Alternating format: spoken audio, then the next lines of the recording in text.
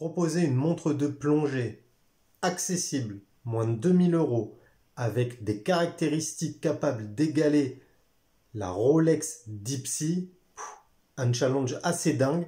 Et pourtant, c'est le challenge qu'un Français de Marseille, Blaise Dominique Giuliani, s'est lancé en proposant une montre de plongée professionnelle, luxueuse, avec des caractéristiques techniques dingues, des innovations technologiques, et ça pour un tarif abordable. Sur le papier, c'est bien beau, mais cette Bowen Milmer est-elle réellement capable de rivaliser avec une Rolex Deep Sea ou avec d'autres plongeuses ultra luxe?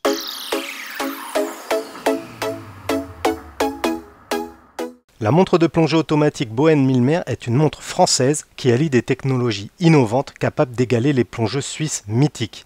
Le Marseillais Blaise Dominique Giuliani, créateur de Bowen, s'est lancé un défi simple: proposer une montre de plongée professionnelle, de luxe, à un tarif cohérent, sans s'inspirer des dizaines de sub-likes que l'on peut trouver sur le marché.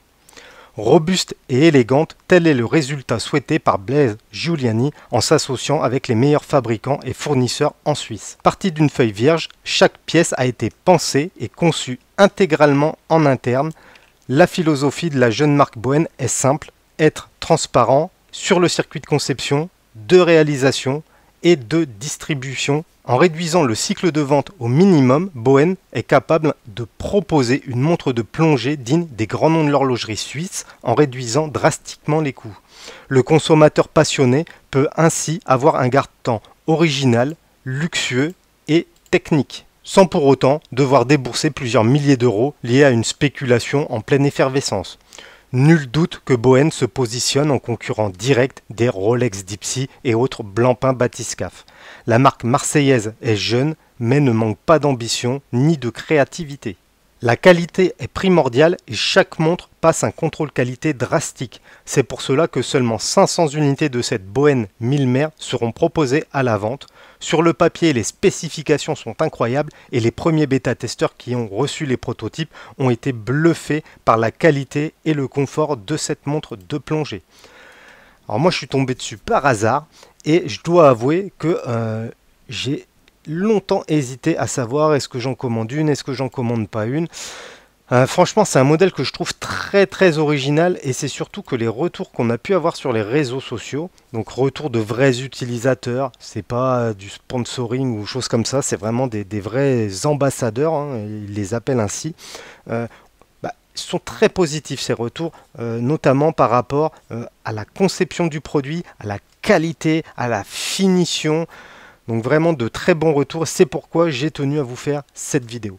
Bon les amis, c'est le moment pour moi de vous rappeler de vous abonner à la chaîne si ce n'est pas encore fait, de vous abonner à la chaîne YouTube, d'aller voir notre site moonwatch.fr et de vous inscrire sur nos réseaux sociaux. On est actif, on est présent, on vous propose toujours plus de contenu. Alors la cloche, le petit pouce, ça aide la chaîne.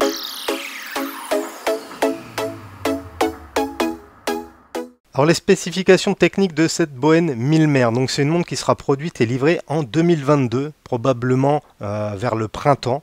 Une montre plutôt d'homme, hein, puisque son diamètre est de 43 mm et l'épaisseur est de 17,5 mm, donc c'est un beau bébé. Le boîtier est en acier 316L en norme aérospatiale, avec un fond de boîte en titane, pour réduire tout ce qui est allergie, choses comme ça. Le mouvement emboîté est un mouvement automatique suisse base Soprod M100, donc un excellent mouvement, mais qui a été retravaillé pour avoir une meilleure précision. L'étanchéité, elle est de 1000 mètres, donc c'est une vraie plongeuse. On retrouve du coup une lunette tournante en céramique de 60 clics, une couronne vissée et signée, un verre dôme saphir utilisé en aérospatial, et le bracelet tout spécialement conçu qui procède une entrecorne spéciale qui lui permet un fast change. Donc ça c'est plutôt pas mal. Une seule complication, la complication date, mais on verra qu'elle est assez importante sur cette montre, même si l'utilité d'une date sur une montre de plongée, bon bah ça c'est du goût de chacun, de l'appréciation de chacun.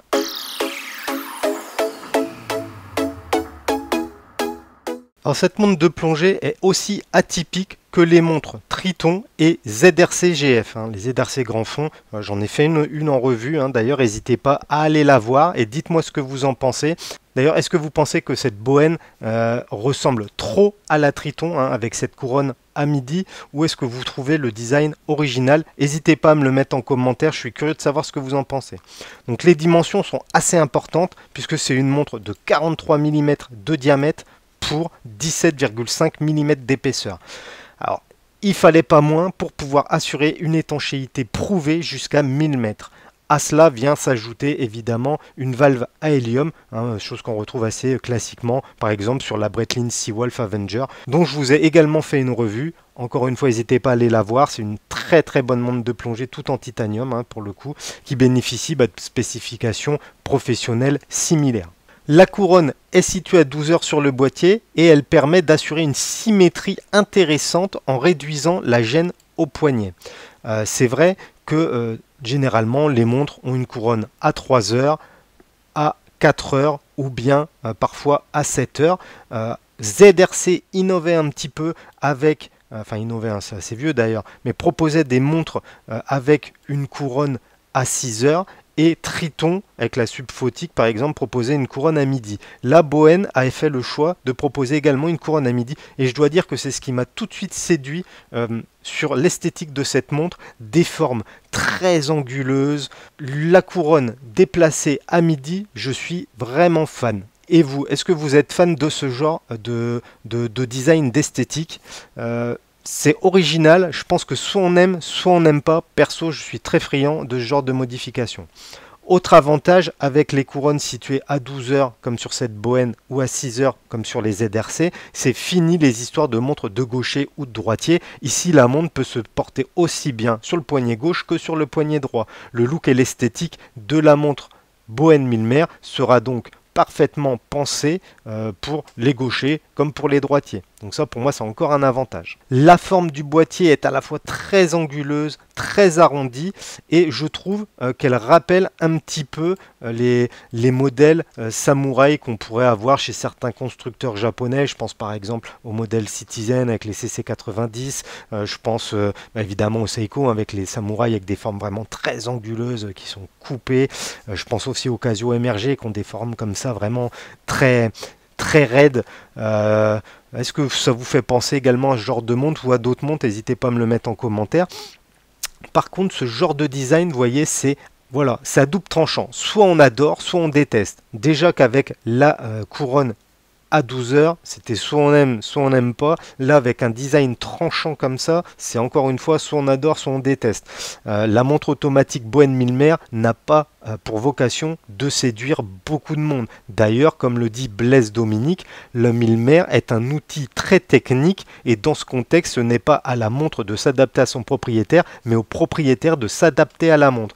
Et je trouve cette philosophie intéressante. C'est-à-dire, bon, il faut savoir hein, que Blaise Dominique a énormément écouté la communauté de passionnés qui ont suivi son projet, toutes les étapes du lancement. Plusieurs fois, il y a eu des allers-retours avec des changements de conception, que ce soit sur le bracelet, sur la lunette, sur l'épaisseur, etc. Donc il est quand même très à l'écoute des clients potentiels. Hein. Et par contre, c'est vrai que comme c'est une montre très technique, la montre ne pourra pas satisfaire à tout le monde. Quand on prend une montre passe-partout, type sub, évidemment on va toucher une plus large communauté de clients potentiels et de passionnés. Là, cette Bowen n'a pas cette vocation, c'est vraiment une montre technique, professionnelle, donc soit on aime, soit on n'aime pas. Autre point important, le choix des matériaux. Pour réaliser cette montre, Monsieur Giuliani a fait le choix des matériaux, des composants vraiment très bien pensé. Hein. Il n'y a rien qui a été laissé au hasard. L'acier utilisé est le même que celui utilisé dans l'aérospatiale. Les différents polissages du boîtier subliment le design original de cette montre de plongée. On va retrouver des polis brossés, même un brossage noir. C'est vraiment très beau, en tout cas sur les photos. Hein. J'ai jamais eu la montre entre les mains, je tiens à le préciser d'ailleurs sur cette revue. Mais sur les photos, en tout cas, on sent qu'il y a eu un gros travail de recherche et un gros travail de conception. C'est assez dingue. Je trouve les photos vraiment très réussies. La lisibilité est assurée par un cadran très lisible avec des aiguilles imposante, hein, impossible de passer à côté, et du Super Luminova X1 ultra lumineux assure la lecture de l'heure dans les profondeurs et dans l'obscurité. D'ailleurs, on notera que la trotteuse et l'aiguille des minutes ont une couleur de Super Luminova différente du reste des index et de l'aiguille des heures. Ça, je trouve ça également très intelligent. Pourquoi? Parce que ça permet de savoir très rapidement quelle est votre aiguille des minutes. Surtout que c'est des aiguilles qui sont ajourées, donc il n'y a pas forcément une grosse différence entre la minute et celle des heures. Et là, du coup, pour le coup, je trouve ça très visuel, c'est très très bien pensé. Lume, vraiment très très intéressant, hein. On est vraiment sur une montre qui respecte toutes les caractéristiques d'une vraie montre de plongée.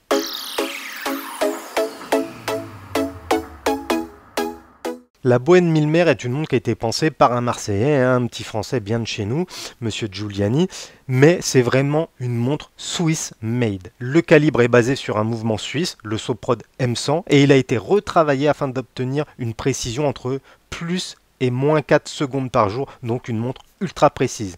Le bracelet n'est pas en reste et il dispose d'une boucle à crémaillère. Un très beau bracelet, très bien travaillé, avec un système de boucle qu'on retrouve que sur des modèles généralement luxe, voire ultra luxe. Sur les photos, on va pas se mentir, elle paraît dingue la montre. Il y a un petit détail qui me chagrine, c'est l'ajourage des maillons. Alors je ne comprends pas pourquoi il y a un ajourage aussi gros. Je trouve pas ça esthétique au poignet. D'ailleurs c'est exactement le même reproche que j'ai avec les ZRC. Là j'en ai reçu deux, hein. Je vous ferai les revues bientôt, hein, donc un petit spoil alerte. Deux ZRC dont une superbe full lume que j'adore. Elles sont montées sur des bracelets rubber et il y a des ajourages au niveau du bracelet et visuellement je trouve ça d'un moche. Mais bon, on en reparlera dans la prochaine vidéo. Là, en tout cas, sur cette Bohème, le bracelet est vraiment très beau avec des différences de poly brossé, poly miroir, mais les ajourages, par contre, je trouve qu'ils sont beaucoup trop grossiers. Ça casse un petit peu l'esthétique de la montre. Enfin bon, ça, c'est des histoires de goût. Dites-moi ce que vous en pensez. La montre Bohème Milmer n'est pas en reste d'innovation d'ailleurs, puisque la première loupe de quantième interne au monde a été spécialement développée pour permettre une lecture de la date, quelles que soient les conditions d'utilisation. Alors au début j'aimais beaucoup ce cyclope là, enfin j'avais appelé ça un cyclope, c'est pas vraiment un cyclope, c'est une loupe interne. Ça me faisait penser un petit peu à ce qu'on avait sur les Chopard Mille avec un système de loupe ou l'espèce de loupe et à l'intérieur du verre côté cadran et pas sur l'extérieur, ça y ressemble. Je trouve ça original. Ça a un petit côté AP aussi, un petit peu Audemars Piguet, je trouve. La loupe. Ce qui me gêne un petit peu plus sur cette loupe, je vais essayer de vous mettre une photo. En fait, c'est la partie métallique qu'il y a tout autour. Je trouve que ça vient gâcher un petit peu l'esthétique. Alors après, pour des raisons techniques, je pense qu'ils n'ont pas vraiment eu le choix. Et puis bon, après, hein, bon, les goûts, les couleurs, encore une fois. Mais ça, je trouve ça un petit peu dommage. En tout cas, j'apprécie quand même l'innovation, la créativité de Monsieur Giuliani, parce que ça prouve qu'aujourd'hui, dans l'horlogerie, on est encore capable de créer, de concevoir et de développer des choses intéressantes, des choses qui n'existaient pas. Et ça, je trouve ça vraiment très très très sympa. Sur le cadran, je vais terminer avec ça. Juste une chose que j'aime pas trop, c'est le 6 et le 9. Je trouve que ça charge le cadran, qui est déjà assez verbeux avec pas mal d'inscriptions. C'est dommage. En fait, je pense que la montre, je suis vraiment dans l'hésitation de est-ce que je m'en prends une ou est-ce que je m'en prends pas. Et ce qui me gêne un petit peu, c'est les deux chiffres. Je trouve que sur le cadran, c'est too much. Est-ce que c'est pour une raison de lisibilité, de lecture de l'heure, pour un repère visuel, peut-être, je ne sais pas. C'est dommage puisque vraiment la montre, elle a plein d'atouts. Regardez, la valve à hélium, elle est parfaitement intégrée au niveau de la carrure.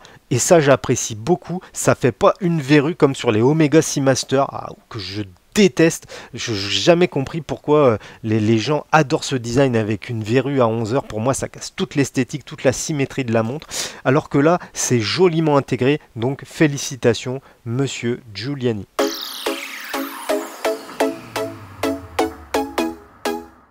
Alors les montres Bohème avec cette Milmer et Monsieur Giuliani sont quand même lancés un défi assez dingue.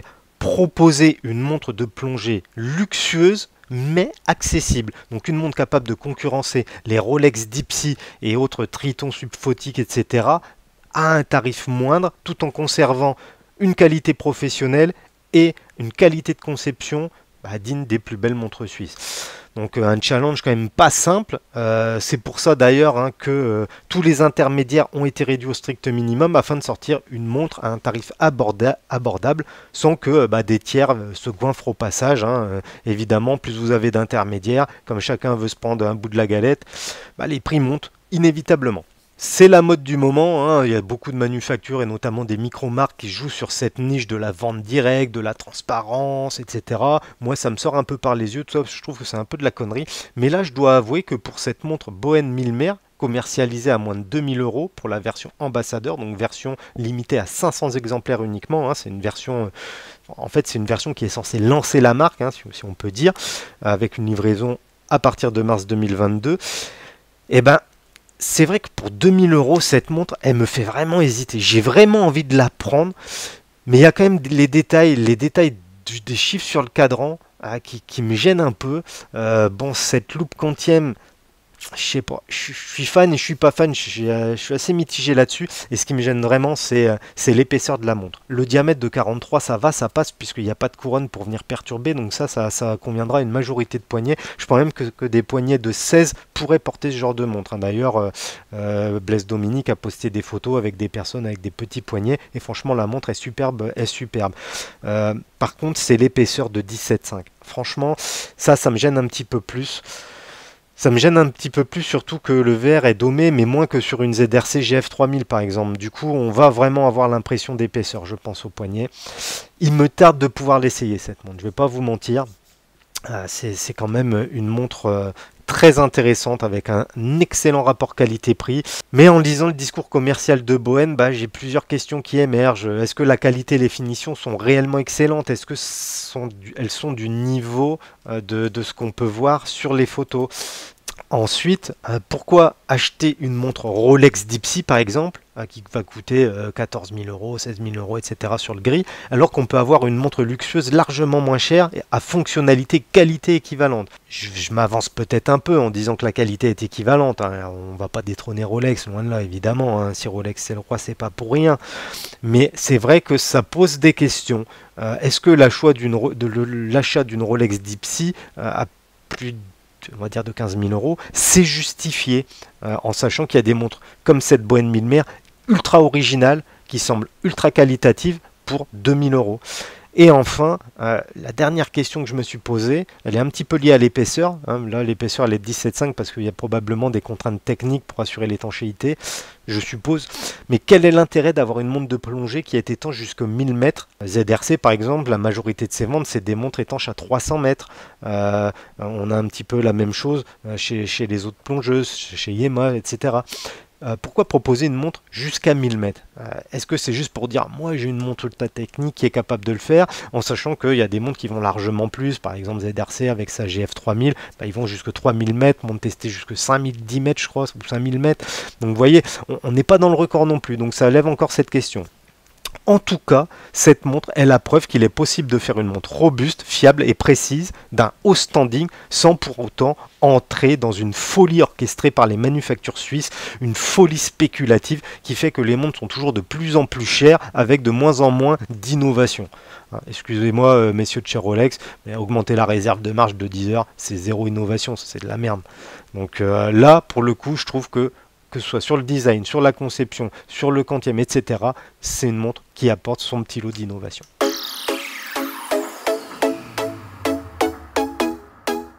Alors, faut-il acheter cette montre Bohen Milmer? Évidemment, 2000 €, ça reste un budget important pour la majorité des personnes. 2000 €, ça semble fou déjà de mettre autant d'argent dans une montre. Je suis d'accord, puisque finalement, une bonne montre à 15 balles, on va en trouver une. Mais dans l'horlogerie de luxe, les tarifs ont tendance à exploser depuis ces 5 dernières années. Et lorsqu'on regarde les spécifications et les avis des heureux bêta-testeurs, cette montre Bohen semble être une réussite en tout point. Évidemment, si cette montre professionnelle Bohen Milmer était un chouïa moins épaisse, elle conviendrait à une cible plus large de clients potentiels. Sur les différents forums, que ce soit sur Forum à montre ou même sur Facebook, le principal reproche de cette montre, c'est l'épaisseur. Et c'est vrai que moi aussi, c'est ce qui me freine un petit peu et ce qui me met dans l'hésitation sur est-ce que je vais m'en prendre une ou pas. Mais est-ce que cette épaisseur, c'est pas le prix à payer pour avoir une vraie montre de plongée professionnelle qui dispose d'une valve à hélium, qui est capable d'atteindre les abysses, de descendre à 1000 mètres de profondeur, en sachant très bien et pertinemment que moi je descendrai jamais à plus de 3 mètres. Et encore, hein, si j'ai une bouteille. Bon, je suis pas devin, je saurais pas vous dire si cette montre Bowen Milmer est un bon investissement. Honnêtement, je pense pas que ce soit une montre d'investissement. Je vais vous dire pourquoi. Parce que les investissements sur des micro-marques, c'est très complexe. Et il y a une émergence des micro-marques, du coup, c'est assez difficile. Par contre, ce projet horloger francophone est qualitatif, il est intéressant. J'aime beaucoup comment les étapes se sont montées autour de ce projet, avec beaucoup d'échanges autour de la communauté, avec un système de prêt à certains ambassadeurs. Cette pièce pourrait facilement sublimer une collection de montres par son originalité et ses finitions qui semblent irréprochables. Deux petits bémols encore me font douter, l'épaisseur et le poids de la montre. J'ai pas parlé du poids.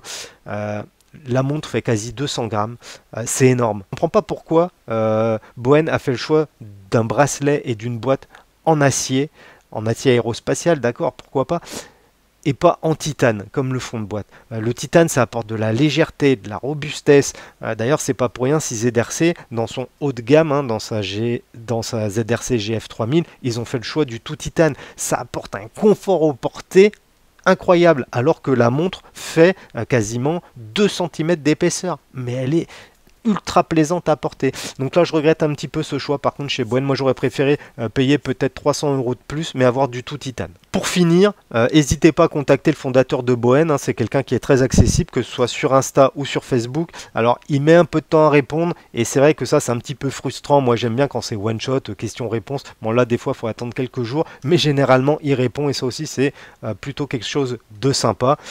Et évidemment, il y a une communauté qui grandit autour des montres Bowen, donc n'hésitez pas à poser des questions. Les gens sont vraiment très sympas. Je pense à Brice qui a un site Affordable Watches d'ailleurs, qui est plutôt bien fait, avec une très belle revue de cette montre, puisque lui a eu la chance de pouvoir l'utiliser. Qu'est-ce que vous pensez de cette montre Bowen? Est-ce que vous seriez séduit par ce genre de produit avec un look très singulier, assez incroyable, et des spécifications qui semble ouf? Est-ce que vous seriez capable d'acheter ce genre de montre? Bon, cette vidéo question de montre, est-ce que les montres Bowen peuvent plomber la Rolex Deep Sea, touche à sa fin?